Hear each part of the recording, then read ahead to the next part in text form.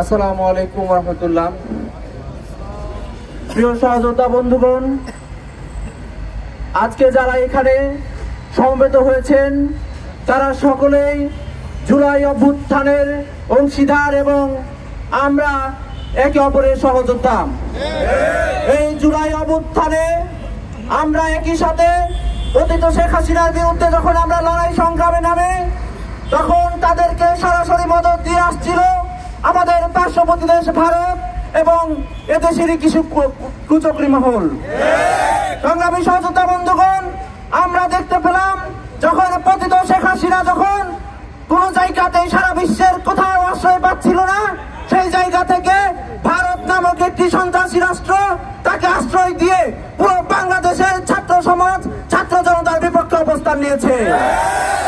আমরা ভেবেছিলাম অন্তর্বর্তীকালীন সরকার গঠন হওয়ার পরে তারা হয়তো থেমে যাবে, কিন্তু তাদের চক্রান্ত তারা এখনো থামায়নি। সংগ্রামী সহযোদ্ধা বন্ধুগণ, 5ই আগস্টের 3 মাস পর বেরিয়ে যাওয়ার পরেও আমরা দেখলাম ভারত তাদের ইসকন নামক যে সন্ত্রাসী সংগঠনটি আছে তাদেরকে সারা বাংলাদেশের ছাত্র জনতার বিপক্ষে লেলিয়ে দিয়েছে। আমরা যখন শান্তি এবং সম্প্রীতি এবং ঐক্যের কথা বলছি তখন তারা আমার ছাত্র জনতা আমার ভাইদেরকে হত্যার মতো নজির তৈরি করেছে। সংগ্রামী সহযোদ্ধা বন্ধুগণ, আপনারা জানেন যে বিগত 15 বছরে ফ্যাসিস্ট পতিত শেখ হাসিনা সরকার সারা বাংলাদেশকে একটি কারাগারে রূপান্তরিত করেছিল এবং যে 5ই আগস্টের পরবর্তী সময়ে আমাদের যে আকাঙ্ক্ষা ছিল সকল মতের সকল ধর্মের মানুষ আমরা একই সাথে এবং ঐক্যবদ্ধভাবে থাকবো, কিন্তু আমরা কিন্তু সেটা প্রমাণও দেখিয়েছি। কিন্তু প্রায় 3 মাস পরবর্তী সময়েও তারা তাদের যে অতীত যে খায়েশ বাংলাদেশকে যে কলঙ্ক রাজ্যে পরিণত করার চেষ্টা, বাংলাদেশকে যে হায়দ্রাবাদের যে পরিণত করার চেষ্টা, তারা সেই নীল নকশা থেকে সরে আসেনি।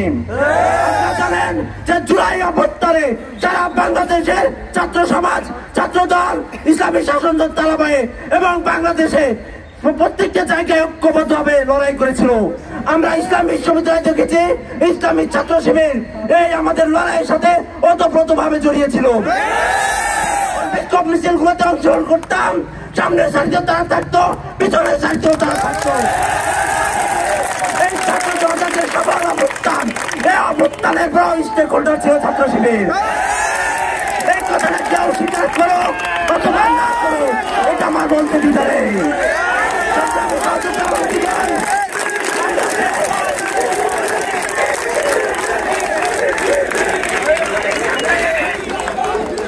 সংগ্রামী সহযোদ্ধা বন্ধুগণ, আমরা জুলাই অভ্যুত্থানে যে ঐক্যবদ্ধতার নজির দেখেছি, এই ঐক্যবদ্ধতাকে ভাঙতে দেশে বিদেশে একটি চক্র এখনো কাজ করে যাচ্ছে।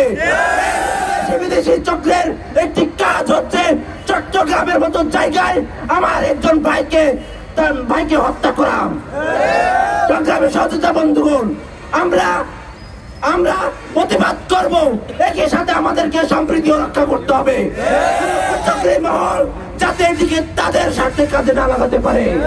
সংগ্রামী সহযোদ্ধা বন্ধুগণ, আপনারা জানেন এই লড়াই যে 2রা জুলাই শুরু হয়েছিল, এখনো সেই লড়াই আমাদেরকে চালিয়ে দিতে হচ্ছে। আমরা এখনো পড়ার টেবিলে ফিরে যেতে পারছি না। এই পতিত শেখ হাসিনা কখনো রিক্সালিক বিভিন্নভাবে বিভিন্ন প্ল্যাটফর্মে এসে এই বাংলাদেশের ছাত্র জনতার বিপক্ষে তারা অবস্থান নিয়েছে। আমাদের কথা এবং বক্তব্য দুটোই স্পষ্ট।